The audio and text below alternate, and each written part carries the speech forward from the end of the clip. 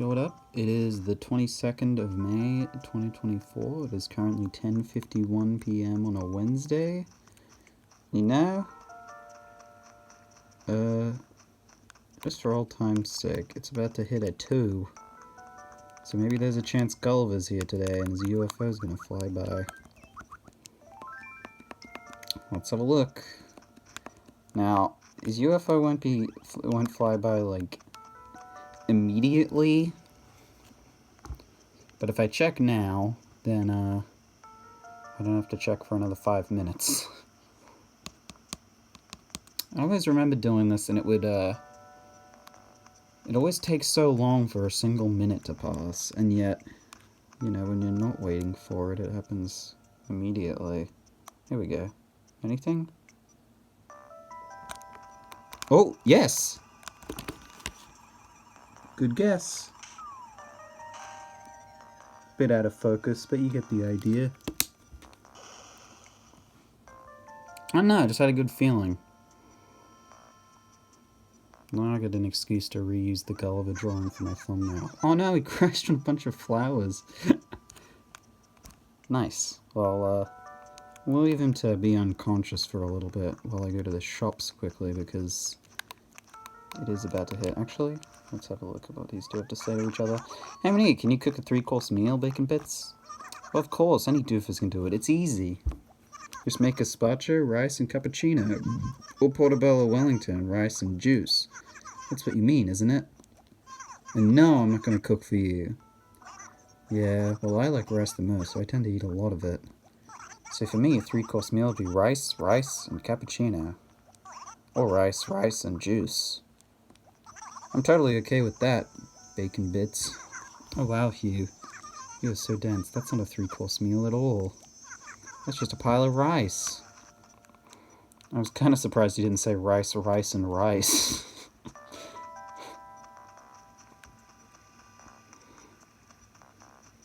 Oh, leaves. I just watched the Flintstones movie, the, like, 1991. Not 1990. Oh, 1990. Wait, was it 1994? Wait. Yeah, 1994. Actually, weren't they gonna do a new Flintstones movie? Wait a sec. I know this is eating into valuable time, but... Oh, wait, yeah, I did look this up before. There's a new Flintstones movie. On June 9th, 2023... Okay, this was a year ago. Oh, Nook's got a thing.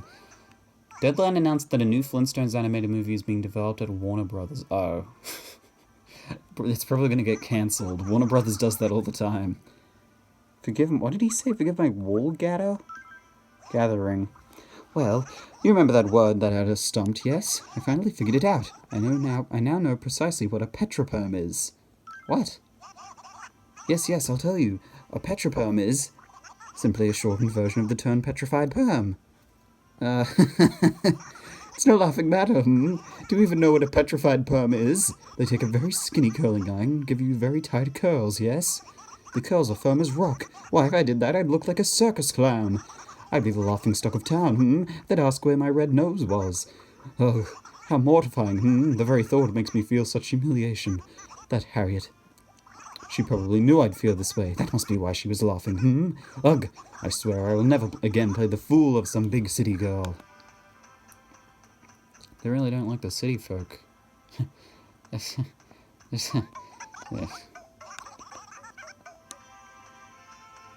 Sorry, I just watched a Flintstones movie, I had to deal with an hour and a half of rock-based puns, which is literally all Flintstones is. That's just the entirety of it. It's just puns where they put rock, or any, derivative of rock as in the name of something. They had Rock Donald's, which is like McDonald's, but it's like, because it's rock, because it's like, the Stone Age. It's really funny. I really do despise, like, things that are like that. Although, in some sense, I think that's really funny as well, but not for the right reasons. But, like, that kind of thing, like, that's a pretty common thing, or at least it used to be. And I feel like that was kind of started by the Flintstones. Like, definitely, like, I think a good example is, like, Cars would be a more modern example of that, where it's the entire world building is based off of just our regular human society, but they've replaced things with puns corresponding to whatever the, thing is. So, instead of, like, I don't know, like with Cars, they say, can't think of a good example. Oh, Cube and Hugh are talking. Cube, do you like peach pie? Of course, it's my favorite thing in the world. Except maybe for fried catfish. How about you? Of course I do, Bacon Bits. If it's edible, I'm a fan. I'm exactly the same way. See, this is why it's so fun talking to you. We're always of the same mind and belly. Birds of a feather. Oh yeah, gotta do this. Yeah, but like, it's a very, that specific type of... Why is Hugh pissed now? Did he just talk to Monique? Guess they got pissed at each other. He is mad. Look at him. Wait, look at him, Matt. He was looking at me before. He looked so pissed. Anyway. Yeah, but those sorts of things... I don't know how to describe it. I guess I did already. But I think the main reason why that gets me, like... It's not... I don't get actually angry at it. It's mostly, like joke angry. But it does, like, it is very stupid the way... Because it's... I mean, that's basically it. Like, it's building an entire world based off of puns. In fact, the plot of the Flintstones movie is basically just like any other, like, one of those rags to riches, back to rags kind of stories where, like, Fred gets a promotion, Fred Flintstone, of course, and then becomes an arsehole, and then that's the movie. And I basically guessed that was going to be the plot from the moment Fred said that he said something along the lines of the fact that he wanted to be somebody, and then I was like, okay, well, I know what the plot is now. But, like, it's just, like, it's not, it is, okay, well, it is lazy world building, but it's, like, it's stupid to say that about something like the Flintstones, where it's, like, obviously doesn't matter. Oh, yeah, I was gonna give a thing to Hugh. Or, oh no, Peewee. Oh, I don't have enough time to get a letter. I'll have to do it tomorrow.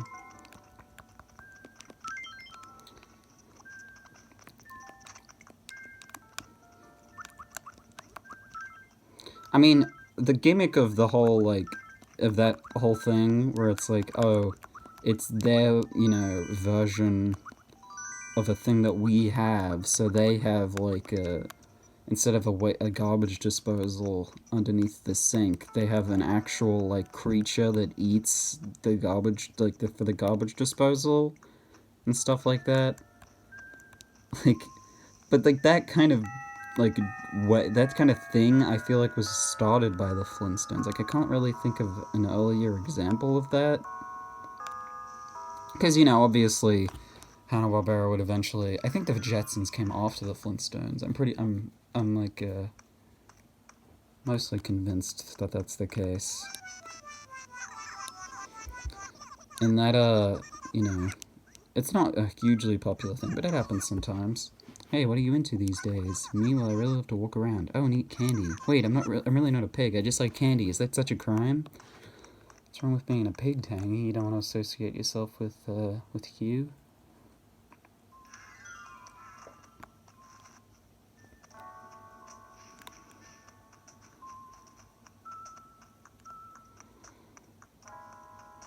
Maybe, I mean, the set design for that movie, though, I thought was, well, I mean, it definitely works for the Flintstones. I was surprised, though, to find out they had puppets in that movie, and I was surprised to find out they were Jim Henson puppets, because they honestly did not look like Jim Henson puppets. Like, as in, they looked worse than I would have expected from Jim Henson. But I guess that was 1994. I mean, no, they had good Jim Henson puppets by 19. In fact, that would have been like the prime. Was he even still alive in 1994? I forget when he died actually. Because it was before the company got handed to Disney. I know that at least. Oh yeah, I forgot that Gulliver crashed. He could have crushed some flowers. That's why you don't put any precious flowers in the around those signs, because both houses can appear there and Gulliver can appear there. Oh, Red Rose grew here. But yeah, I did like the set design, and so it wasn't like I thought the puppets were disgustingly bad. I just kind of thought they were like pretty standardly crappy looking for something that came out in 1994. Like, I wasn't expecting too much. But, like, I don't know. I feel like with those sorts of movies, they sort of... It's weird. Like, I don't know why they thought that was a good plot for a Flintstones movie, and then the second one, I think they go to, like... It's Las Vegas, except it's called Rock Vegas, and the movie's called Viva Rock Vegas. Which, yeah, cool. But, I thought the casting was alright. John Goodman as Fred Flintstone works. Rick Moranis as Barney Rubble works. I don't remember who the actresses for Betty and Wilma were, to be honest. I didn't recognize them either. But they were still good actresses. I mean, they didn't put their names on the poster or anything. Well, no way, this is a graduation gown. I'm totally into it. It's perfect. Oh, look at them. Well, I'm not very good at this, so thanks. Why don't you check my bone shirt? Bone shirt? Oh, I guess I already have a bone shirt. See, I got nothing on respect. Now you're on the right track. Now you just gotta stay on it. Well, let's see. I want to see what this bone shirt looks like. Oh yeah, I like that shirt. I might keep that.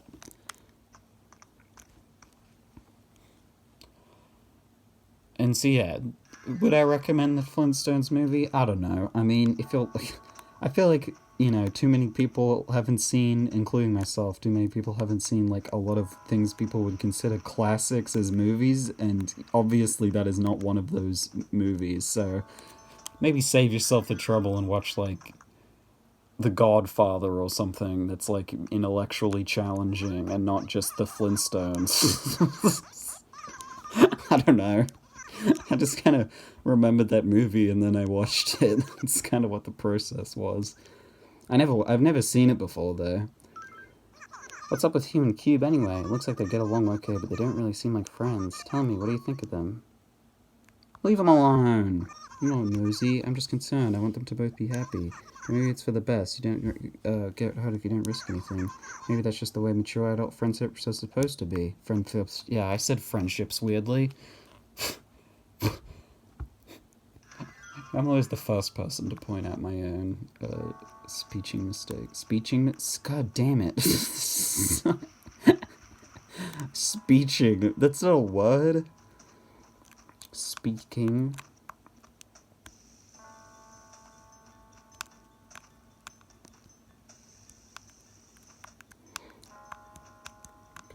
Gotta water this flower. There we go.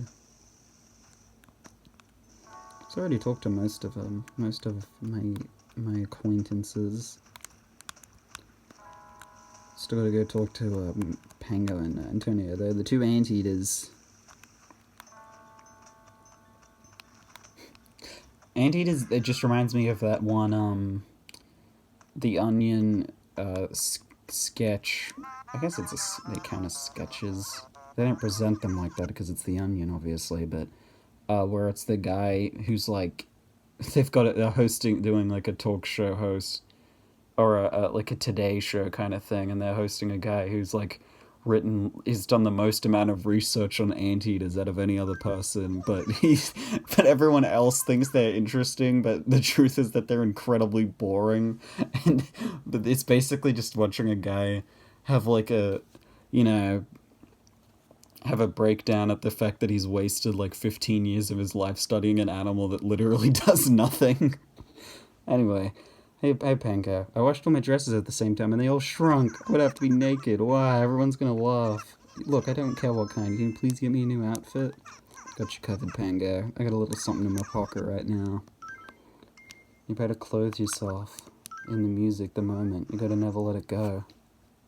Doing like an elephant shot. Are you giving it to me? Yay, thanks, sis monkey. I'll try it on now. I mean, anteaters are kind of like elephants. By any chance will a red pom-pom hat do? Will a red pom-pom hat do? Sure.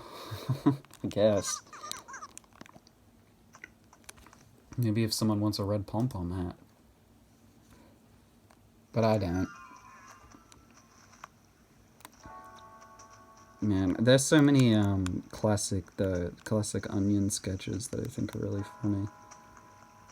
There's some dark ones as well. It's really funny when they do stuff that's dark, because the thing is that it's not like it's not really like it's obviously a satire, so it's not like a, you know, standard. It is comedic in nature because that's the whole goal, but it isn't it's not, I guess, the way it presents itself is that it's trying to not look funny, but it is.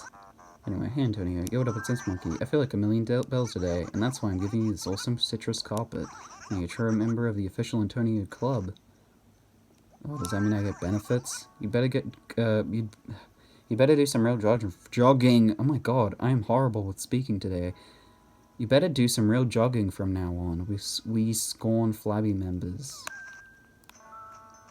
I had to do a presentation today. I don't know why I am now speaking like I don't know how to speak. I guess maybe I used all of my speaking powers for one day.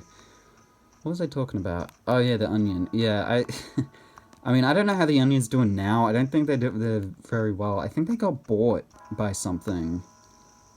I don't remember what it was, but it was like something that you wouldn't expect them to get bought by. But yeah, I think there's a lot of humor, though, in something that is not presenting itself comedically. Like, I don't know how to explain it. Like, there's SNL bits where they're like, you know, they record it live, so they, you know, they mess up, they laugh sometimes. Like, there's a comedic tone to it, just from the body language of, like, the actors, I guess. That's kind of what I'm trying to get at, is that, like, you can tell the people doing it are having a fun time, even if they're not laughing themselves. But on The Onion, because everything, you know, it's a satire, it's supposed to be, like, coming across as if it's serious when it obviously isn't. Everyone is, you know, delivering as, like, seriously as possible. Unless there's, like, a straight man, in which case that's sort of the audience fill-in for responding to whatever the hell's going on. Yeah, but I love some of those early, the president, what? How much debt? That monster.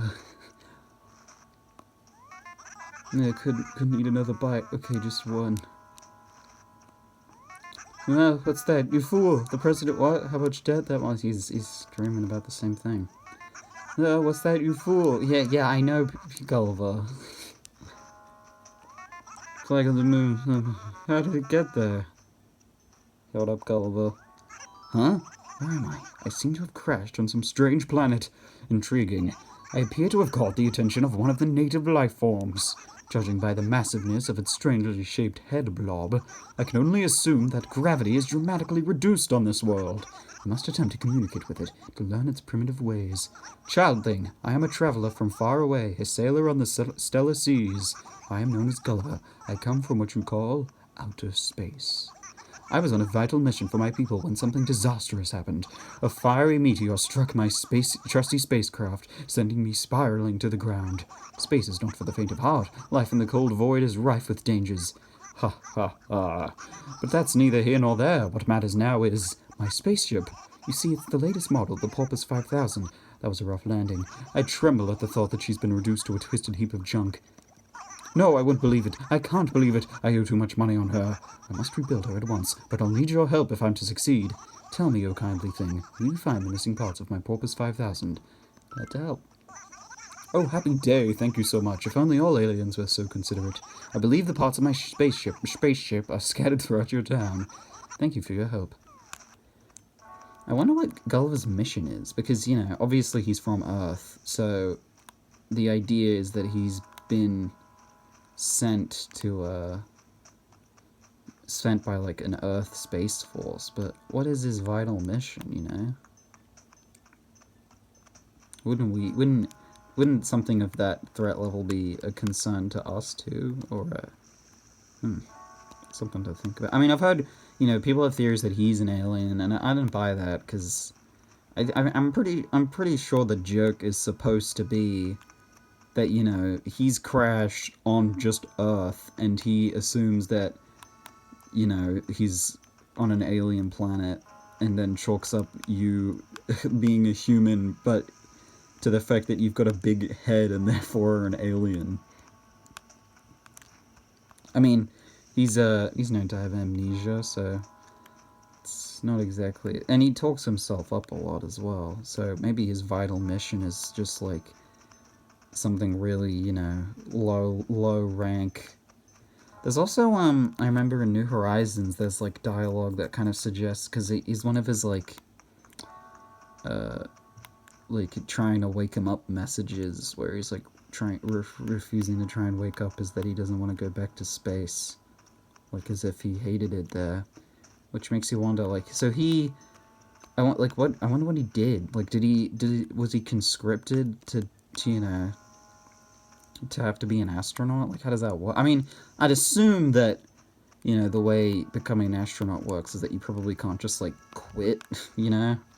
But then again, if you become unfit for the job, then they, you know, wouldn't be able to use you, or, like, you know, employ you, I guess would be the nicer word.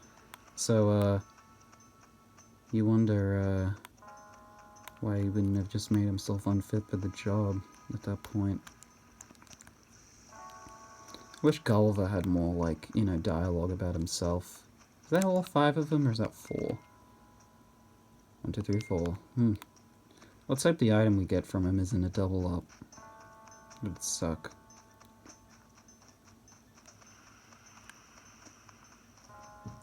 And you know, at some point I have to go to Rolfton again, because there's some items I've got to pick up.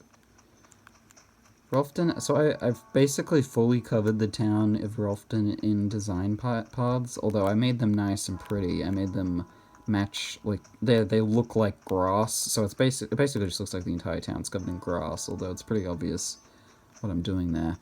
What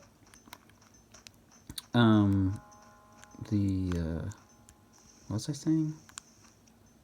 Oh yeah, but, you know, my progress on getting a bunch of hybrids is not, I don't know, it's not working out that well. I think the way, because as far as I know, the way that, you know, flower spawning in general works in this game is that the game basically spawns a certain amount of flowers per day, and that includes random flowers that spawn throughout the town, as well as, hybrids and stuff like that, and flowers that villagers plant around as well. So, my assumption was that if you were to, you know, block out all of the spaces, then it would isolate all the flower spawns to one location. But I think instead, all that's done is that it's made it so none, you know, spawn. So what I think is happening is, and I think they do something similar to this in New Horizons when spawning manila clams on the beaches. I think what's happening is that the game basically chooses a bunch of spaces, and then, you know, it'll then decide whether or not to spawn a flower based on if the space is free and maybe a couple of other conditions. And because almost all the spaces in the town aren't free, then those flowers are just not spawning. So basically, it's still counting, you know, how many flowers they've spawned in the town per day, but the thing is that they're not actually spawned because they're blocked. Basically what I'm saying is, instead of the flowers picking from the available spaces to spawn, it picks from every space, and then it eliminates ones that can spawn based on if they're being blocked, I guess is what I mean. It won't, you know, it won't forcibly spawn a certain amount of flowers per day. It'll just you choose 10 spaces that flowers may spawn, and if, you know, however many of them are blocked, then those won't appear. If that's a reasonable explanation. And like I said, I think...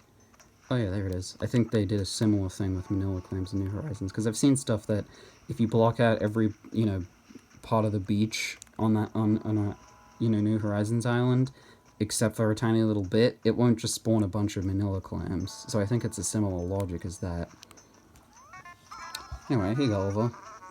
Here are the missing parts. I like that his town tune, like his little jingle, is like slurred because he's like loopy in the head or something. Thank you. You found 5 of the missing parts to my spaceship. Let me see. I now have a total of 1, 2, 3, 4. Oh, this is really fantastic. You've recovered the missing parts. At last, I can repair my porpoise and return home. I am indebted to you. To show my appreciation for all that you've done, I want you to have this. Let's hope it's not a double up. Consider it a token of friendship between our 2 planets. It is an alien artifact of incredible rarity and value. I hope you like it. Also, this kind of confirms my theory that he is just from Earth, because he gives you an Earth artifact. Now, I must set myself to work preparing my trusty porpoise. I intend to return to the stars early tomorrow. It's going to be a long night, but I hope that you'll be here in the morning to see me on my way. Let's see, what did we get? Please don't be a double up. Oh, Matryoshka, I think I do have that already. Oh, man. Do I? Yeah, I do. Damn it, that sucks. How many Gulliver items are there that I need? Let's see. Chocolates, 1. Compass, 2. Merlion, 3. Moai statue, 4. Pagoda, 5. Plate armor, 6. Tower of Pisa, 7. Tribal mask, 8. Tribal mask, 8. So... that sucks. But you know, I'm always willing to help out Gulliver. Yeah, it is annoying. Like, I do wish they had internal logic for stuff like that, where it would just be like, you know, make the first however many times he gives you stuff be... Like, there's a kind of a similar system to Tetris, where in Tetris, you know, so the way Tetris works is that it's like bags. So what it'll do is, because, you know, there's like, I forget how many pieces, is there 8, I think? 8? It'll take the 8 pieces there are, and say you got, you know, a bag with all 8 of the Tetris pieces, just 1 of each, and you poured out that bag in a random order, and then you just did that over and over again. That's how Tetris works. So what that basically means is you can get, you know, if you get 2 of the same piece in a row, that means you've gotten every other type of piece before it, I guess. It's a very hard system to explain without using visuals. I guess, like, I think the bag analogy works. So yeah, like, take every piece, individual piece, put it in a bag, and then pour it out in a random order. And then you do that over and over again. And the difference is between that and just doing it completely randomly is that you're guaranteed to get, you know, any given piece within like 8 pieces, which also means you can't get 3 of the same piece in a row. The most you can get is 2 if one is ending the bag and the next is starting it, I guess, if that makes sense. I don't know, I'm not very good at explaining stuff. I need visuals for these kinds of things. Anyway, okay, for a cup of java to pick you up, it's 200 bells. What bloom would you like? Usual? Whatever you say. 1 up comes 1 up cup of your favorite blend spoon. Whatever you say. Care for a little pigeon milk to put in it? Yes, please. I think you're going to be very pleased. And it goes.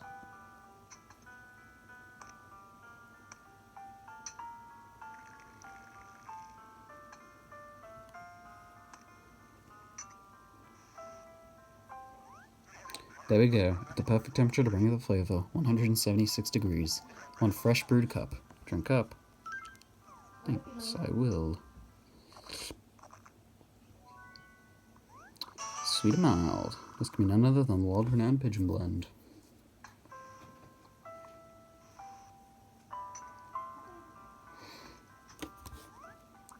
Thanks.